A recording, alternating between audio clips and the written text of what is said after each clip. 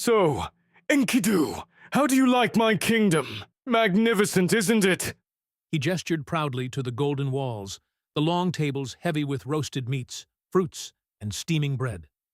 Enkidu scratched at his tangled hair, his eyes darting curiously across the hall. I'll admit it, Gilgamesh. It is splendid. A little too loud for my taste, but splendid nonetheless. Gilgamesh clapped him on the back with a force that nearly toppled him. Ah, Enkidu! I knew you'd love it! They sat at the table. The food vanished quickly, devoured in great heaps. Gilgamesh gulped barrels of wine as though it were water, while Enkidu stuck to simple bread and demanded jugs of clear water. His wild eyes softened with each drink, as though the taste reminded him of rivers and forests. When the servants hesitated to bring more, Gilgamesh's laughter faded to fury. We're almost out of water! How is this possible? He slammed his fist on the table, dishes rattling. The servants trembled. At last, one spoke. My lord, the rivers, they are guarded. The serpent Ushumgalu has claimed them. Farmers cannot draw water without risking their lives. On top of that, it seems to be using its magic to stop the water from flowing to the farmlands. Another servant added. Gilgamesh enraged. So what does this mean exactly? Why was I not informed of this sooner? The servant explained.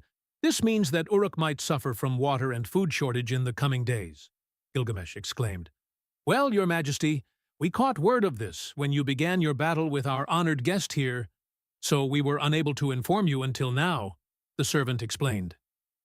Gilgamesh sat in annoyance and bitterness. A hush fell. Enkidu stood immediately. Gilgamesh yelled. Enkidu! Where are you going to? I'm going to investigate this situation. If the rivers are blocked, the people will starve. I'm best suited for the task. Gilgamesh leapt to his feet, rage and pride surging through him. How dare you! Go! Without me! Impossible.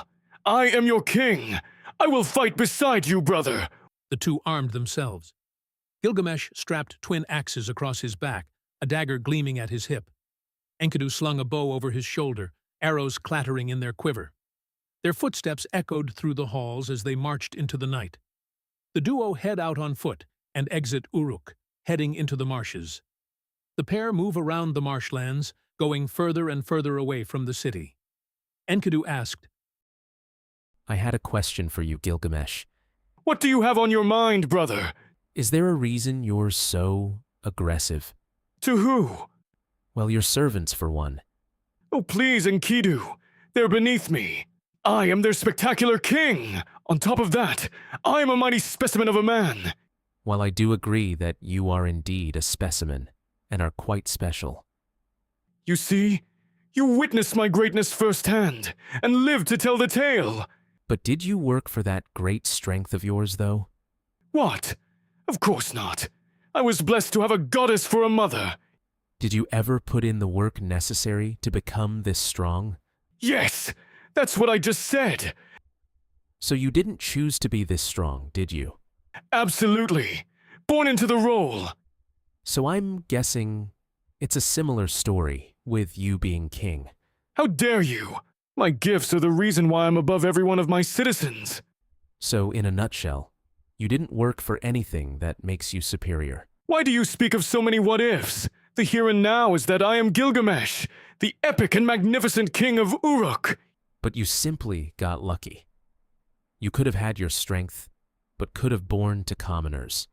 Or still, be king, but with no insurmountable strength. Or even just born as a normal person. Nothing particularly special. Only human. Yes, yes, Enkidu. We'll deal with that later. All I'm saying is that you were blessed by the gods to be in the position you're in, with the gifts you have. You could have very easily been born without any of them. So I think you should be kinder to those who weren't as blessed as you. We're here.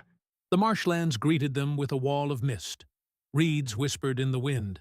The earth squelched underfoot. Water shimmered in dark pools, reflecting the moonlight. Enkidu, in sheer awe. Amazing. I only heard tales about this type of magic from the wildlife. So it appears those stories were real. Let's kill that Ushumgalu. We don't have to go that far. What? Oh, come on. It's a beast causing trouble, so it deserves to be slain. I came in order to try and talk to it. Hopefully we can understand why it's doing this and find a peaceful solution before resorting to violence. Oh, by the gods! You can be so dull, Enkidu! Rolling his eyes. The pair continue along the dried canals and farmlands. They start to notice a mist forming the deeper they go. An eerie presence is felt by the duo, who grab and ready their weapons. Then the mist parted. The Ushumgalu slithers around with the mist, making it hard to clearly see the creature.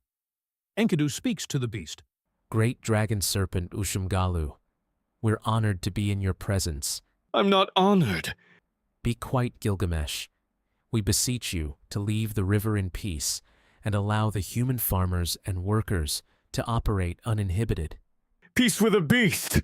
Never. Emerged. Its scales glistened like bronze, its body coiled endlessly, muscles rippling, its eyes burned like embers, and its voice was a hiss of ancient anger.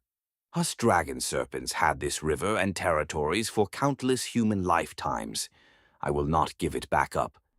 But can't we coexist? We don't have to mindlessly slaughter one another. What is the creature saying, Enkidu? Enkidu! Gilgamesh roars, pushing Enkidu out of the way. The serpent struck, jaws snapping, torrents of pressurized water blasting through the air, hitting Gilgamesh's arm. Whoosh! Splash! Gilgamesh swung his axe, sparks flying as it clanged against the serpent's scales on its neck. Enkidu loosed arrows that whistled through the mist, striking true but barely piercing its hide.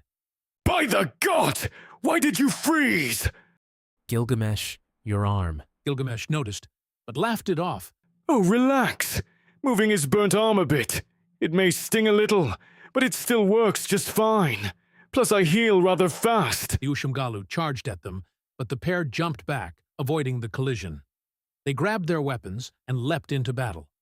Gilgamesh charged at the beast head first, wielding his dual axes and a giant smile on his face. The Ushumgalu tries spraying the area with a high-pressure stream of water, so powerful it breaks the ground. But Gilgamesh casually weaves, hops, rolls, and evades the torrents. But the dragon serpent decides to disappear into the mist, and Gilgamesh gets hit in the back and falls over. Then, a barrage of high-pressure water bullets were shot towards Gilgamesh, with each being strong enough to make a crater on the ground.